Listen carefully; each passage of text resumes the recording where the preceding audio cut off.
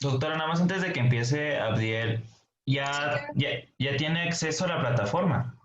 Sí, sí, yo ya tengo acceso a la plataforma. Es que De hecho, ajá, de hecho te iba a comentar algo. No sé qué les habrán dicho los demás profesores. Sé que algunos todavía no quieren usarla y algunos ya tenemos acceso, pero ahora yo les voy a decir las ventajas de utilizarla. Va a quedar toda nuestra actividad registrada. Ya vi cómo se hace el registro. Ahí, vamos, ahí podemos guardar todo lo que, por ejemplo, les he mandado por el correo y lo que mandemos más adelante, lo podemos guardar ahí. Incluso a lo mejor no habría tanto problema hasta con los libros que tenemos en el grupo de Facebook, para que se pueda hacer directamente ahí la descarga. Tal vez ahí también los podemos subir sin tanto problema de derecho de autor que luego a veces puede llegar a pasar en Facebook. No sé qué piensan. ¿Quieren que lo reiniciemos así? sí, doctora, porque nos amenazaron de que si no usamos la plataforma constantemente, el curso no va a valer. Sí, de hecho a todos. Y el problema, de hecho, principal es que hicieron, por ejemplo, ahora el cierre de la plataforma, de otra de las plataformas de las aulas de la UACH. Uno, el día de hoy y mañana me parece que enviaron el anuncio porque habían estado teniendo problemas con la plataforma. El problema principal es que hay muchos profesores que por alguna razón no se han podido ingresar a, no sé, no han podido ingresar ni con su usuario, ni su correo, o todavía no les dan su NIP. Ha habido ahí muchos problemas. Yo ya puedo ingresar, si quieren podemos reiniciarlo con Sega. La única diferencia con Sega es que en vez de Zoom se utiliza el Google Meet. Ahí entra uno directamente. Google Meet es casi igual que Zoom, tal vez como no con tantas complejidades de más cosas que se pueden hacer en Zoom, pero para lo que ocupamos nosotros se puede hacer. ¿Quieren que lo hagamos de una vez hoy? Pues yo diría que usar la plataforma para subirlo, por ejemplo, el trabajo que nos encargó estaría bien, las tareas que nos encargue, que nos suba ahí la información, pero seguir usando el Zoom. Y de todos modos yo Ah, ok. grabo las clases, Y le las paso podemos ir subiendo. le paso la carpeta donde los guardo, que sea en Google Drive, y usted las descarga y ya ve cómo si Sí, las puede subir. sí, me parece muy bien. Creo que sería, de hecho, mejor, porque ahora te voy a decir algo de la plataforma. Cuando se entra a través de Google Meets con el SEGA, lo único que hace es hacer como un reporte de que iniciamos actividad y a qué hora se termina la actividad, como haciendo un registro de todo el tiempo, cómo uno lo está utilizando, pero también existe otra parte en donde uno puede ir subiendo las clases. Entonces me parece eso mucho mejor, porque si nada más se usa el SEGA, solo queda un reporte como de que alguien ingresó y alguien terminó la actividad, pero no puedes dejar grabado en ese momento ni siquiera la clase del Google Meets. Entonces se perdería esta parte pues importante de grabarlo en el momento y que quedara ahí registrado. Entonces sí, podríamos hacerlo así, me parece muy bien. Solamente, ¿sabes? Voy a preguntar porque ahora que nos mandaron, de hecho, apenas ayer eso, yo también tenía planeado lo del SEGA, porque también igualmente nos dijeron lo mismo, que no iba a tener ninguna validez si no se veía el registro en SEGA. O sea, el registro de que ingresamos en el mismo momento de la clase. O sea, ya no nada más la importancia de ingresar, sino ingresar dentro de los horarios establecidos que a todos los profesores nos dieron, porque ustedes bien saben que muchos horarios se cambian. Eso, pues ya ustedes son los expertos en eso con tantos semestres. Todo el mundo hace un cambiadero de clases entre profesores, entre los alumnos. Entonces, lo que se evita también es eso. Y también se evita que las horas de clase que uno tiene, ya sea teóricas o prácticas, sean las que realmente uno solicita. Que los profesores no tengan demasiadas horas y que realmente solo estén ocupando una, cuando tienen 6 o 7 registradas en la semana. No sé si me doy a entender. Sí, doctora, a lo mejor eso lo podríamos arreglar, que en vez de hacer los mini examencitos la aplicación, los haga usted ahí en la plataforma y entramos a hacerlos ahí. Y, Sí, ahí- ahí eso sí también lo podríamos hacer, de hecho, me parece bien. y hacer el ¿Qué, registro de que sí entramos a las horas. ¿Qué les parece si el viernes empezamos con esa forma para que quede como a las 8 igual en punto del viernes? Ingresamos, hacemos ahí el Kahoot, El Kahoot, de hecho, que preparé es el que va a incluir lo de valoración sociofamiliar con lo de funcionalidad. Entonces, por eso quería esperarme a la clase de Abdiel para que sean las dos esferas juntas. Y entonces, a lo mejor lo puedo dejar entonces para el viernes, para que entre ahí. Pues sí, bueno, vemos ahorita. Si queda mucho espacio al final hoy, lo vemos, ¿no? Sale. Hacemos el Kahoot. Y si no, Doc- ya preparo otro para el viernes. Muy Lo bien. de, vimos la clase pasada lo de sociofamiliar, Sí, pero no sé o no recuerdo que abordáramos como tal mental psicoafectiva. ¿Eso también la vamos a ver? sí, vamos a ver mental y psicoafectivo porque todo nuestra parte del temario en el segundo parcial Ajá. va a ir de acuerdo a todo lo que son demencias. Yo al Ah, final de estas clases, que terminamos el tema con polifarmacia, retomo una parte de las esferas en nuestra última clase, solamente para que tengamos como las generalidades que vamos a empezar a ver en el parcial, en el segundo parcial. Pero realmente preguntas muy específicas sobre mental y psicoafectivo vienen en el segundo parcial. ok, doctora, muy bien, gracias. Sí, sí, para que no se estresen por eso. Y, ay, perdón, si quieren ya podemos empezar con la piel. Muy bien, buenos días. Vamos a ver la siguiente parte de la valoración geriátrica funcional, que es de la valoración geriátrica integral, que es la esfera funcional.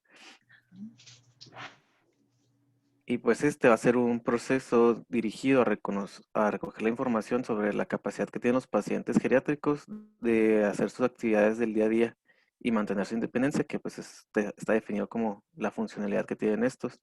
Para esto vamos a tomar tres características de las actividades de la vida diaria. Son las actividades básicas de la vida diaria, que son las primeras que vemos aquí, que estas pues todas tienen que ver con el autocuidado, de si son capaces de ir al baño, de comer, de vestirse, de bañarse.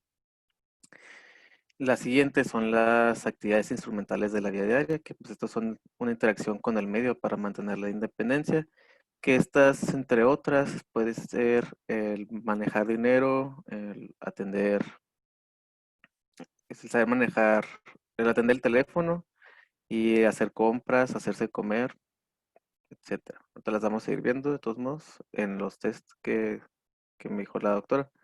Y las últimas son las actividades pues, avanzadas de la vida diaria, que estas ya son, no las vamos a ver en este tema, nada más vamos a ver las básicas y las instrumentales, pero pues, estas son de colaboración, actividades sociales, en recreativas, que trabajen, que viajen o que hagan ejercicio intenso. Para empezar, pues todo esto se deriva de un término que es el abatimiento funcional, que es cuando los pacientes geriátricos pierden la capacidad para la funcionalidad de la vida diaria. Y pues estos pueden ser de dos tipos, están el agudo y está el crónico. El agudo pues es por alguna enfermedad obvia o no tan obvia. Las enfermedades que pueden causar el abatimiento funcional agudo pues están en la enfermedad vascular cerebral o una fractura. Y si no es una enfermedad obvia, pues esta debe de ser investigada a detalle porque puede que sea alguna manifestación específica de otra enfermedad, como una infección respiratoria o depresión. Y pues en cuanto al crónico, que es el que yo creo que más nos interesa, pues pues, se va a atribuir erróneamente a que es porque está envejeciendo y ya la gente piensa que no tiene una solución, pero pues si se investiga, se puede encontrar la causa y se puede hacer una intervención para que el paciente pues recupere su funcionalidad. Y también Sí. tenemos que tomar en cuenta no sobreproteger al paciente, porque cuando se sobreprotege es cuando empieza también con este abatimiento funcional crónico y el paciente pierde su condición para realizar sus actividades diarias y pues al final, aunque al principio sí era capaz de realizarlas, pero como ya le decían de que no, está viejito, ya no puede hacerlo, eh, pues el paciente va perdiendo la capacidad de ser independiente y realizar sus propias actividades diarias. Ahí respecto a los tiempos de inicio o de instauración de este abatimiento o pérdida de la funcionalidad, solamente porque sé que no viene luego a veces en muchas bibliografías, en cuanto a cuestiones temporales, nos referimos siempre a crónico, pues de la manera clásica casi que utilizamos para muchos cuadros en medicina a partir de 3 meses. Más de 3 meses lo consideramos ya una pérdida de estas capacidades funcionales y ya se puede considerar como crónica. En menos de 3 meses, entonces sí podemos encontrar alguna situación, por ejemplo, que sea un abatimiento funcional que se haya perdido el mismo día que vemos al paciente, cuando, por ejemplo, vemos algún evento vascular cerebral isquémico grande, importante. Pero ahora imagínense, por ejemplo, esta misma fractura de cadera que nos ponía de ejemplo también a Piel aquí, puede haber una fractura de cadera que lleve semanas de evolución y aún así lo vamos a considerar como un abatimiento funcional agudo, porque antes de esos 3 meses, por ejemplo, la persona era capaz de realizar todas sus actividades funcionales y a lo mejor no valoraron esa fractura y ha estado perdiendo esa habilidad para la marcha. Llega una persona y dice, me caí hace 3 semanas y desde que me caí, ya no he podido caminar, he estado ahorita solamente reposando en cama, me duele mucho si intento pararme, entonces no lo he hecho. Eso, aunque no lo crean, sucede mucho con los adultos mayores. Entonces, nada más para especificar un poco la temporalidad. Ujú. Sigue, continúa.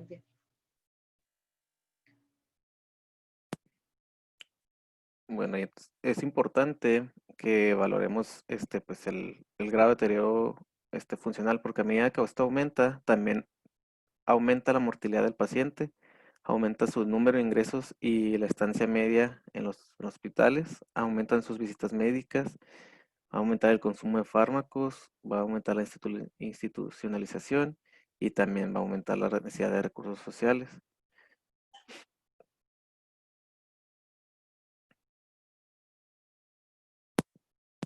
El, en la bibliografía que consulté de la práctica de la geriatría, maneja la clasificación de la capacidad funcional en 4 aspectos. Cuando el paciente es funcional e independiente, que pues, el paciente se puede cuidar a sí mismo y sigue mantener una relación social normal. Cuando empieza a ser dependiente, pues ya necesita ayuda externa para realizar sus actividades como el transporte o las compras. Ser parcialmente dependiente, que ya está recibiendo ayuda constante para diferentes actividades, pero pues todavía puede mantener sus funciones básicas como vestirse o alimentarse. Y cuando ya es dependiente funcional, pues va a necesitar ayuda la mayor parte del tiempo, o casi todo el tiempo, o más bien todo el tiempo para las actividades, y ya se requiere que tenga un cuidador todo el tiempo.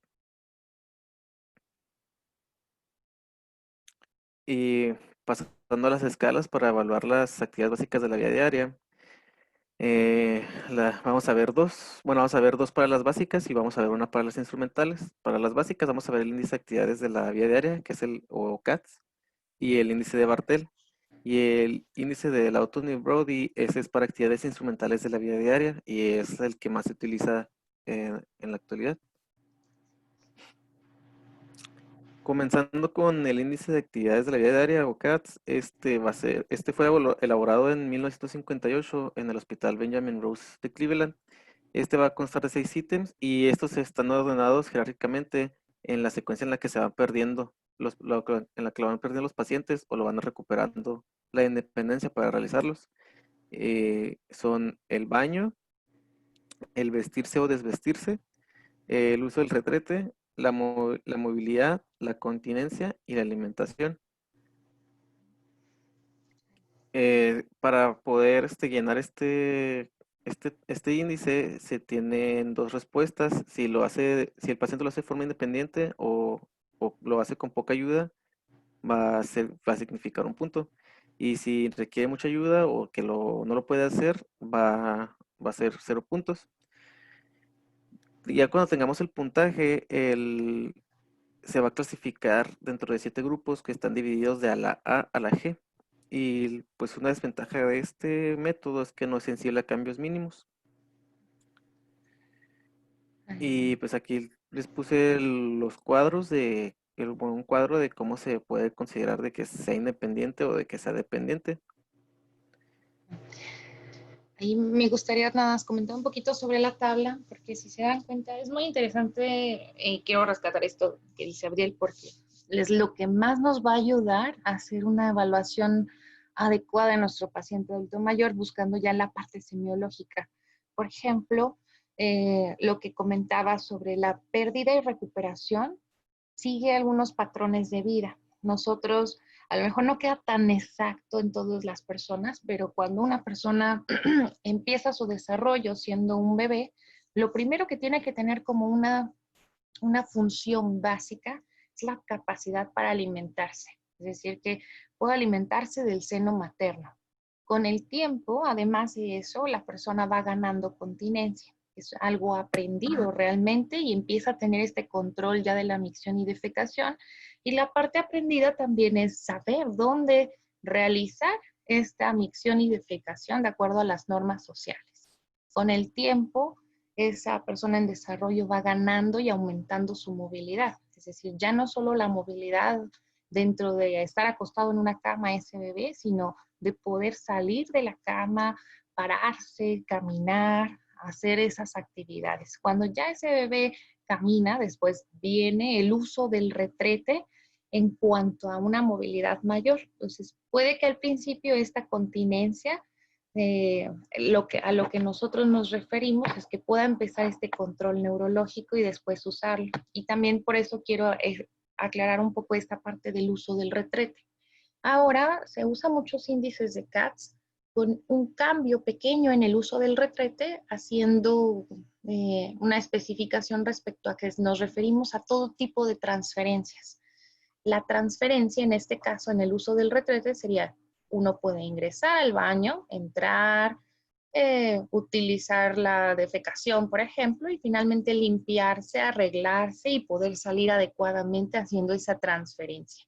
Transferencia significa que nos movilizamos ya no nada más dentro de un área sin ninguna razón en específico, sino que dentro de esa movilidad usamos esa capacidad móvil que tenemos para transferirnos de un lugar a otro, cambiando de posturas para hacer uso de alguna situación corporal.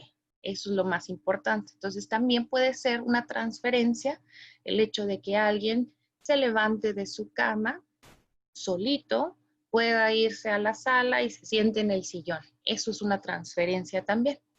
Y después de eso, pues vestirse y bañarse adecuadamente, no nada más de cualquier manera y poder ponerse una playera, sino vestirse y bañarse de acuerdo a lo que consideramos las normas de higiene, de limpieza, de seguir también las cuestiones temporales, por ejemplo, si es invierno, ponerse un suéter o asumir que tenemos que ponernos zapatos cerrados si está lloviendo. Ese tipo de situaciones es lo que nos referimos más que nada a estas actividades. Y ahora, si nosotros veíamos, por ejemplo, un adulto mayor que de repente, o sea, no puede, por ejemplo, alimentarse, llega con 5 días de evolución, con una dificultad para la deglución, no puede consumir sólidos, está teniendo problema también incluso ya para los líquidos, está tosiendo y se ahoga. ¿Qué pensarían ustedes?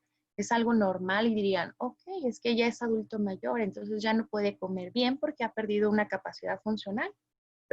¿Pensarían ustedes eso?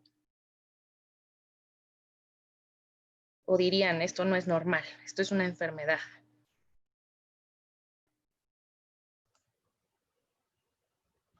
Pues que es una enfermedad, ¿no? O sea, bueno, tendríamos que ver todos los demás aspectos que tiene el paciente, pero no es, bueno, yo pensaría que tiene algo mal el paciente.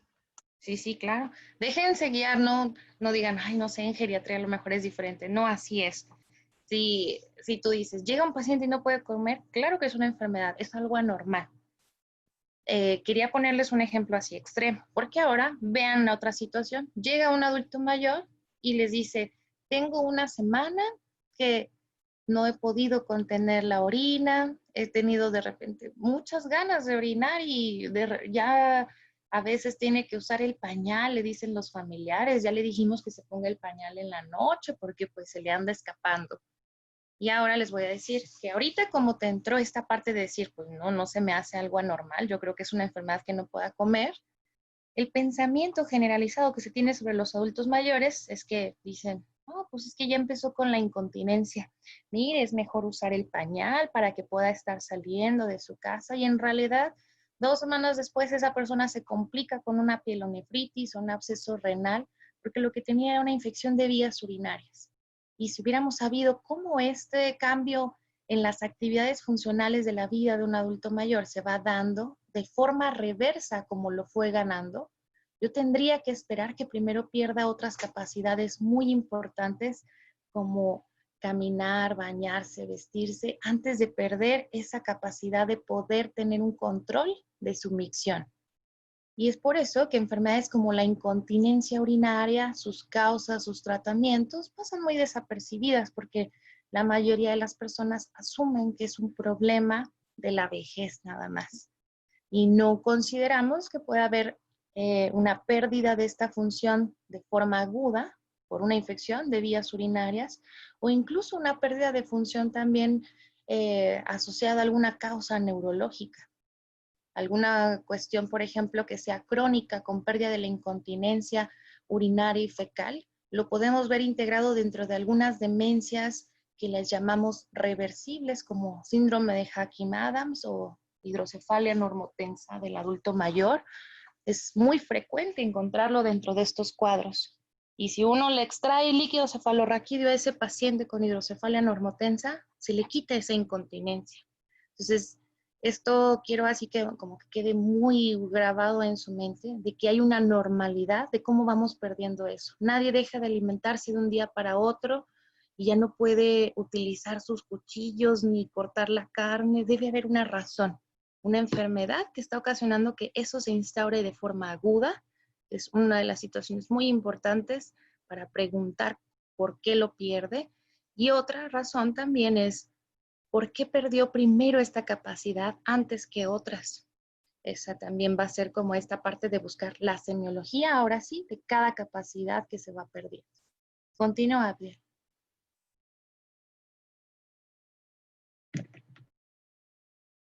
Muy bien. Y aquí está la clasificación que les comenté. Nada más que aquí la que encontré la manejaba hasta la H.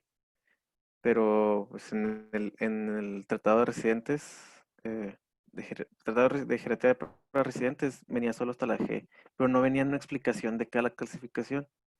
Y pues aquí podemos ver que hay algunas en las que ya te dice que sí, la A, que es mantiene la independencia pues, en todas en las áreas.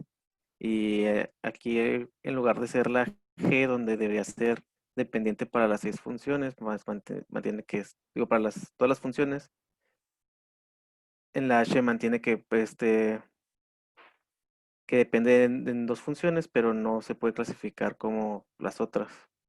Entonces, no sé si sea una nueva clasificación diferente a la del Tratado de Geriatría. Lo que pasa es que hay dos formas de clasificación. La antigua, que es la clásica que se utilizaba antes, es que íbamos perdiendo las capacidades, por ejemplo, en el A, cuando decimos, este paciente es un CATS-A, y lo van a escuchar mucho también en el hospital. Entonces, nos referimos a que ese paciente pueda hacer todas sus actividades básicas de la vida diaria. Pero en el momento en que ya empezamos con otras letras, P, S, D, E, F, hasta la G, nos estamos refiriendo a que la persona ha perdido una o más capacidades. En el caso de la puntuación clásica, con la B, nos vamos a referir a que solo ha perdido una de las capacidades. Y en este caso se puede incluir que puede ser cualquiera. Si no puede comer, entonces es un CATS-B. Si no puede tener continencia urinaria, nada más, pero hace todas las otras, es CATS-B. A partir de la letra C, van haciendo esta normalización del orden que comentábamos, siendo, por ejemplo, la actividad que puede ser más compleja de toda esa lista, bañarse. Entonces, si no se puede bañar y además no puede hacer otra actividad, sería un CAT-C, porque hay 2 perdidas. Un CATS-D, porque hay 3 perdidas, pero sigue teniendo este mismo orden de bañarse, en complejidad, vestirse, que se considera menos complejo que bañarse, Alguien podría decir cosas al respecto, pero y otra función también adicional, es decir, una tercera. Y así sucesivamente. La única que no entra dentro de esa clasificación y que por eso alguien dice, bueno, pero ¿qué tal que no puede comer ni usar el retrete? No sigue la secuencia, entonces se le llama como inclasificable o CATS-H. Sin embargo, se vio que esto pues no era de alguna manera con tanta utilidad, porque entonces, si te dejabas inclasificable como CATS-H, la gente entonces se preguntaba y decía, bueno, pero ¿qué decía el geriatra? O sea, no entendí cuáles eran las que no perdía. Y para esa manera más generalizada a la población, con el tiempo, se ha utilizado el sistema más básico, más actualizado, que es solamente mencionar la letra dependiendo de la cantidad de actividades básicas perdidas, ya independientemente de cuál sea el orden de estas actividades, pero siempre con la aclaración de que debemos especificar. ¿Qué quiere decir esto? CATS-A, ninguna actividad funcional básica perdida. CATS-B, una actividad. CATS-C, 2 actividades perdidas. CATS-D, 3 actividades que no puede realizar básicas, etc. De manera que si yo tengo un CATS-E y esa persona entonces no puede hacer 4 actividades básicas de la vida diaria, yo tengo que poner entre paréntesis cuáles son para las actividades para las que es dependiente la persona, de manera que también todos puedan entenderme a cuáles me refiero.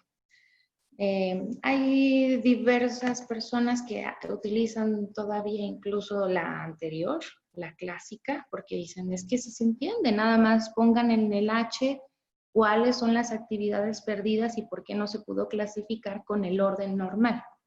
Se acepta que se pueda realizar de las dos maneras, pero lo mejor que pueden hacer ustedes es que si el día de mañana son geriatras, especifiquen a alguien cuáles son las actividades perdidas. Si no son geriatras, buscar que ese geriatra siempre les especifique cuáles son las actividades perdidas. Porque la intención es que siempre las historias clínicas, y en este caso la BGI, sean leíbles para todas las personas. Entonces siempre es mejor usar la clasificación para que se pueda entender dentro del grupo médico que conoce sobre estas clasificaciones, pero para quienes no, especificar cuáles perdió. ¿Sí se entiende ahí? Sí. Muy bien. Sigue. El siguiente es el índice de Bartel, que pues fue publicado en 1965 por Mahoney y Bartel, y este es el que se recomienda por la Sociedad Británica de Geriatría. Este también es el que se utiliza más comúnmente para evaluar cuando hay un evento vascular cerebral agudo. Y va a agregar más actividades, va a contar qué son esas actividades, que son el baño, el vestido, el aseo personal, el uso del retrete, las transferencias o que podría ser como movilidad, subir y bajar escalones, la continencia urinaria, la continencia fecal y la alimentación. Muy bien. Ahí quiero que alguien me diga, vamos a ver, alguien que se esté medio despertando. A ver, Meni, ¿cuáles son las diferencias que ves en esta clasificación de Bartel con lo que vemos en CATS? ¿Qué diferencias se rescatan ahí? Pues aquí separan, ¿no? Lo que son las actividades de, por decir, continencia urinaria y fecal, ya los maneja separados. Y en la otra los manejaba nomás uso del retrete. Así es. ¿Qué otra cosa también observas en cuanto a las cuestiones de movilidad?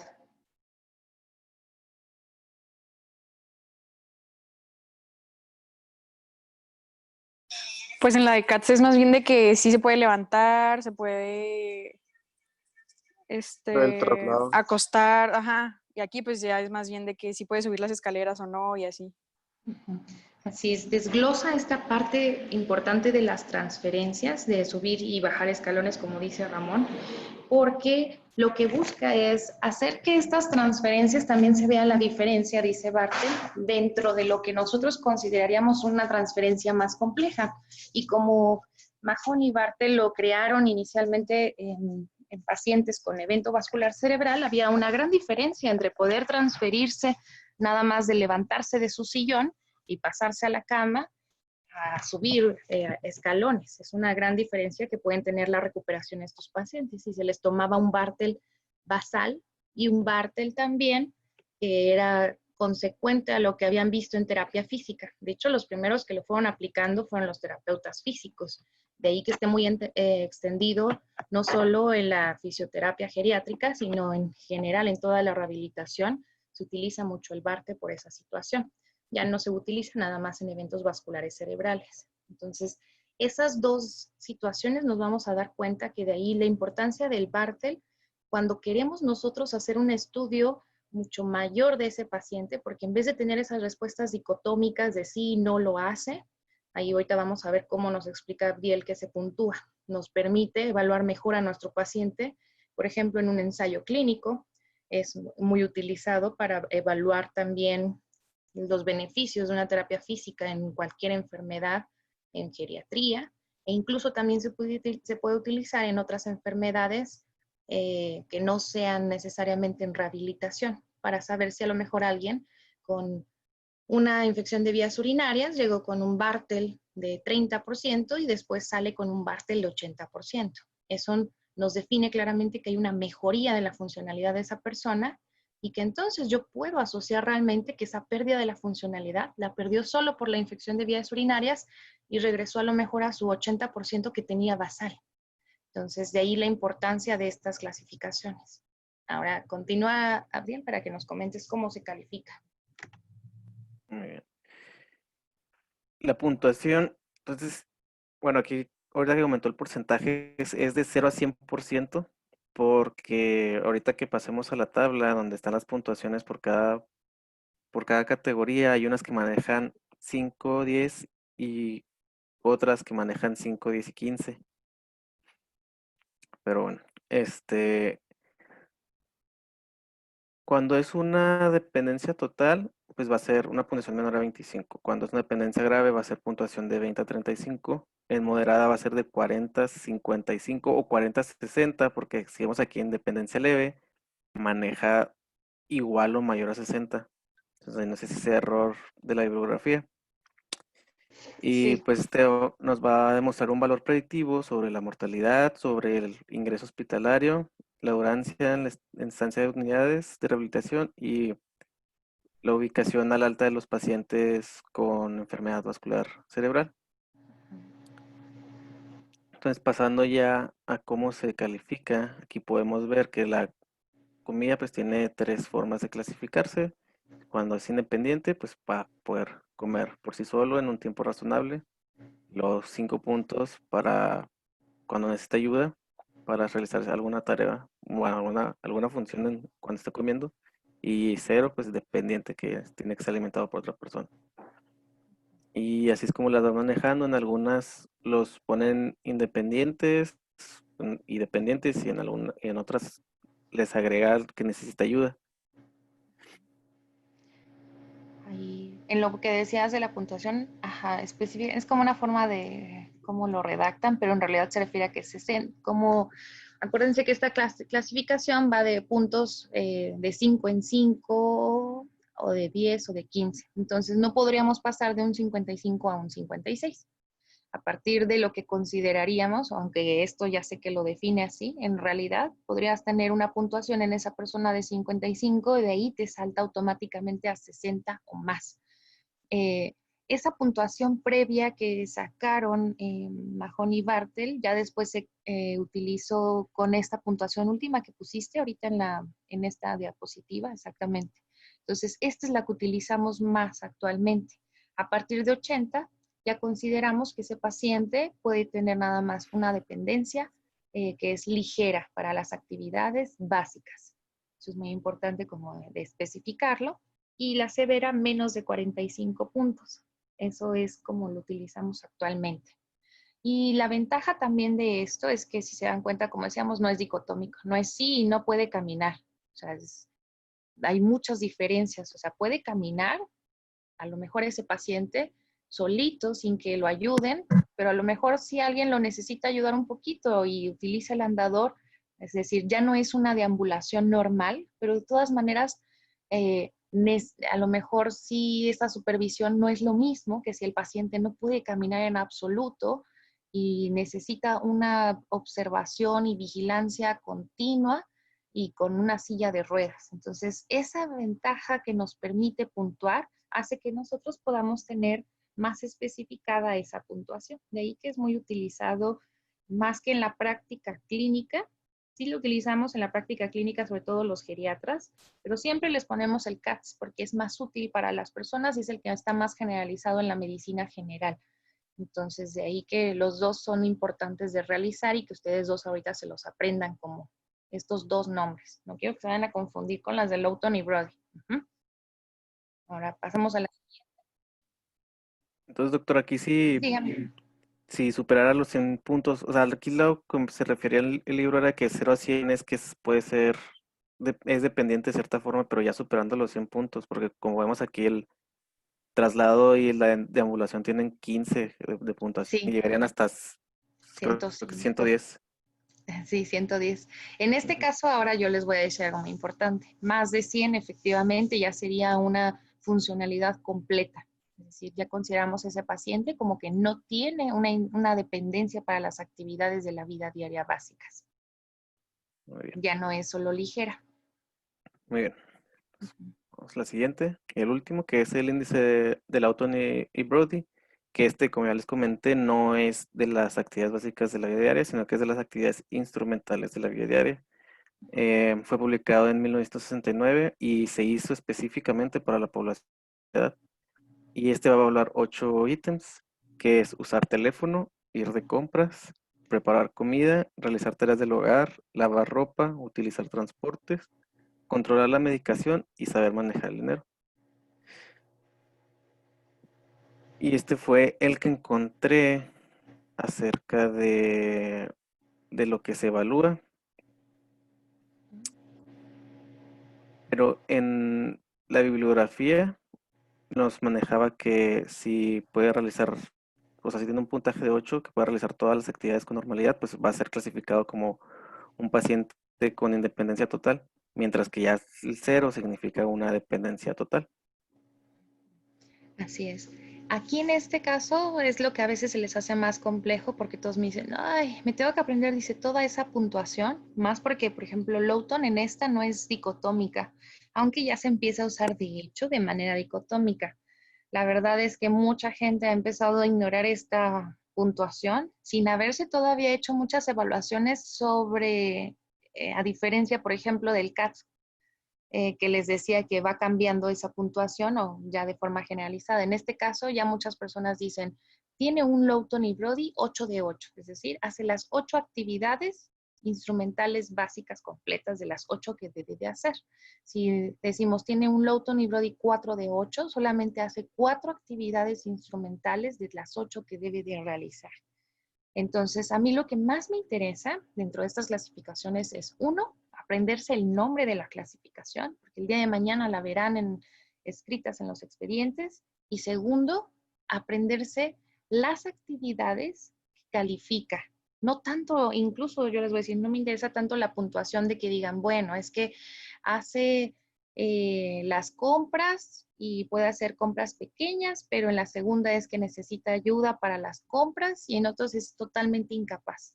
Porque la ventaja de Lowton y Brody es que aunque parezca muy revuelto, en realidad, si se dan cuenta, casi todas las preguntas son dicotómicas. En el momento en que esa persona ya necesita que lo estén acompañando o que solamente va y compra su huevo enfrente en la esquina, pero no puede realizar toda su despensa, comprar todas las cosas que necesita para sus actividades, entonces ya nosotros lo consideramos dependiente. O sea, al final depende de alguien para hacer uso de este medio ambiente y poder llegar a una tienda y comprar todo lo que necesite para sobrevivir en su casa. Entonces, casi todas las preguntas, de hecho, las respuestas, perdón, son así en Lowton y Brody. Por eso es que ya mucha gente lo está ignorando y ya nada más pone 1 o 0, así, dicotómico totalmente. Entonces, solamente apréndanse las actividades. Ahorita no me interesa tanto que se aprendan la puntuación, saber que son 8 actividades y saber cuáles son esas 8 actividades para también contestar la pregunta un poco de Anaí. Y estas son las 3 escalas que más me interesa, de hecho, que se aprendan. Aquí la gran diferencia con las instrumentales de las básicas es que a lo mejor van a encontrar también en otras bibliografías algo que le llamamos nosotros estas actividades que se ajustan para lo que son adultos mayores, hombres y mujeres. Ya no nos gusta mucho utilizarlo porque ya no nos gusta hacer esta diferenciación de las actividades que debe de realizar cada género, pero la realidad es que la cultura en muchos adultos mayores es que nunca en su vida a lo mejor ni siquiera prepararon ninguna actividad de la casa en cuanto a hacer comidas, en cuanto a lavar la ropa, en cuanto a cuidar de la casa con tareas domésticas. De ahí que específicamente en la preparación de comida y lavado de la ropa, esas dos, se utilizaban muchos adultos mayores hombres como 6 de 6, asumiendo que los hombres no iban a hacer estas actividades y que en sus cuidados de la casa se utilizaba otra forma de calificarlos. En vez de barrer, trapear la casa, era hacerse cargo de las cuestiones de mantenimiento y de lo que necesitaban para hacer algunas tareas domésticas que sí pudieran hacer los hombres. Y a lo mejor alguien me diría, bueno, es que también eso puede pasar no nada más en hombres o mujeres. A lo mejor alguien de ustedes dice, ah, caray, yo ni siquiera sé manejar o no soy capaz de preparar la comida todavía. A lo mejor alguien que diga, ni siquiera sé cocinar o no soy capaz de hacer ninguna actividad de la casa porque lo hace mi mamá. No vamos a considerarles a ustedes tampoco como dependientes instrumentales, ¿verdad? Eso sería muy categórico. Entonces, lo que hacemos es más que nada saber si esa persona es capaz de realizarlo, que diga un adulto mayor, bueno, es que sí sé cocinar, sí he hecho algunas cosas en toda mi vida, pero simplemente no las realizo. Y a veces se pueden hacer especificaciones de por qué no las realiza, por cuestiones de género.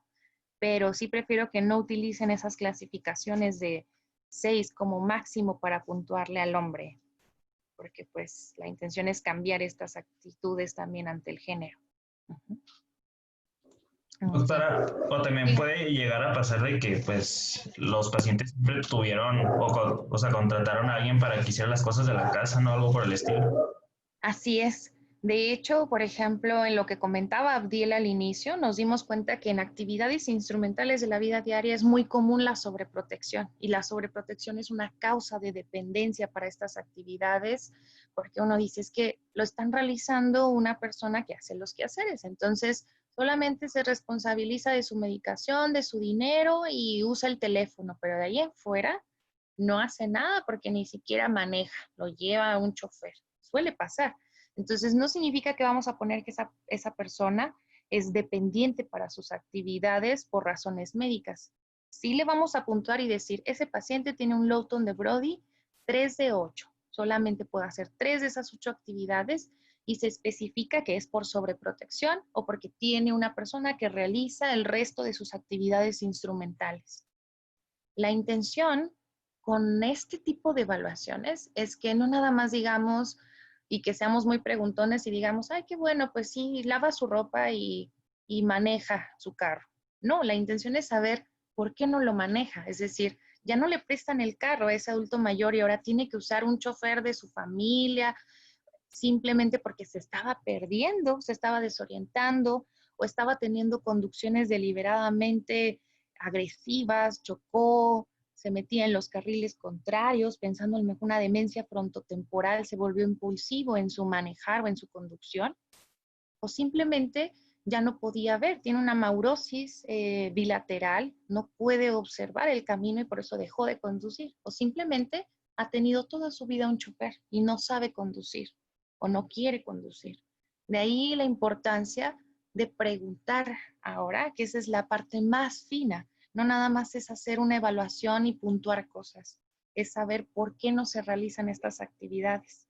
Y que si el día de mañana yo arreglo esta impulsividad un poco con la medicación, ver si esto cambia un poco la situación, es decir, si pasó de esas compras impulsivas a estar comprando pasteles todos los días y comerse un pastel para 8 personas diario, y empiezo la medicación con neurolépticos y el paciente entonces empieza a dejar esta impulsividad y ya no sale de compras de esa manera, con la necesidad de que lo estén vigilando qué es lo que está comprando. Eso para mí va a ser un beneficio y una mejoría en sus actividades instrumentales de la vida diaria debido al tratamiento. Entonces, lo que quiero que se queden con las actividades es que no nada más se trata de puntuar, se trata de saber por qué y lo hace o no. Y cómo cuando demos un diagnóstico y tratamiento, la intención es mejorar esa funcionalidad, quitar ese abatimiento de la funcionalidad. ¿Mm? Seguimos, Atiel. Ya sería todo, doctora. Ah, muy bien. Entonces, esas 3 escalas son las más importantes para nuestra esfera funcional. Uno podría decir, pues se escucha muy básico, pero va a ser nuestra base para que ustedes entiendan cómo se evalúan las enfermedades en los adultos mayores. Entonces, lo que más me va a interesar en estas actividades, por la pregunta de Anaí, para cuestiones de exámenes, aprenderse los nombres, aprenderse los ítems o las actividades que incluyen estas actividades. Y aunque vienen otras que mencionaba Abdiel al inicio, como la de Plutchnik, la de la escala de la Cruz Roja, son variantes que se van a encontrar, sin embargo ya no son las más extendidas. En la cuestión de ensayos clínicos, estas 3 son las más utilizadas, entonces estas son las que yo quiero que se aprendan para el día de mañana. Y vamos a ir viendo en la cuestión de la siguiente clase que también vamos a introducir en fragilidad, donde ya viene este síndrome geriátrico que vamos a ver cómo se incluye esta valoración también funcional, cómo perder esa capacidad, por ejemplo, para caminar, así como en reuma les habrá explicado seguramente alguien de sus profesores, si de repente la persona no puede tender la ropa y le pregunto por qué, y me dice es que no puedo levantar ya los brazos, me duele, ya no puedo levantarlos lo suficiente para tender la ropa en el tendedero. Entonces, eso para nosotros es un signo de enfermedad. De la misma manera que si alguien se orina y necesita un pañal, quiero que también el día de mañana no digan, ay, es que ya es adulto mayor, ya por eso ya no puede caminar bien. Y sin saber y haber hecho una evaluación de por qué no lo hace, desde cuándo no lo hace, esa capacidad la perdió primero que otras capacidades, cómo fue la secuencia de la pérdida de esas capacidades. Y la otra cosa que es la parte más fina, es decir, no puede caminar, pero entonces, ¿cómo camina? ¿Cómo es su deambulación? ¿Es una deambulación típica del envejecimiento o es una deambulación que es patológica y que realmente constituye una enfermedad? Y eso es lo que vamos a ir viendo cuando veamos los síndromes geriátricos. De ahí que esta es la base para nuestras siguientes clases. En cuanto a 6 minutos, podríamos, bueno, es un poquito más largo este Kahoot. Bueno, vamos a tomarles la foto primero a todos. El Kahoot lo voy a dejar para el viernes.